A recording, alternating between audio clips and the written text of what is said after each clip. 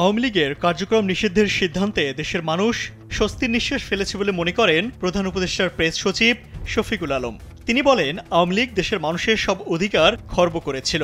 এজন্য আওয়ামী লীগের কার্যক্রম নিষিদ্ধে জুলাই গণ অভ্যুত্থানে যুক্ত সব রাজনৈতিক দলের সমর্থন ছিল। পাশাপাশি এই সিদ্ধান্তের বিষয়ে সব দলের সাথে আলোচনা করা হয়েছে বলেও জানান তিনি। প্রেস সচিব বলেন, এই সিদ্ধান্তে দেশের মানুষের সমর্থনও ছিল, তাই কোথাও কোনো আন্দোলন হয়নি। এক প্রেস অনুষ্ঠানে শফিকুল আলম এসব কথা বলেন। তিনি বলেন, জুলাই বিপ্লবে 2000 মানুষ মারা গেলেও গত 9 মাসে আওয়ামী লীগের মধ্যে কোনো অনুশোচনা দেখা যায়নি।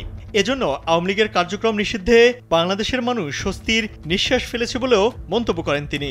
অন্তর্বর্তী সরকারে কোনো ত্রুটি বা ব্যর্থতা পেলে মন খুলে লেখার আহ্বান জানান প্রেস সচিব শফিকুল আলম। স্যান্ডেলিনা সো, রূপচর্চায় আভিজাত্য। তিনি বলেন, আমরা কারো মুখ বন্ধ করছি না।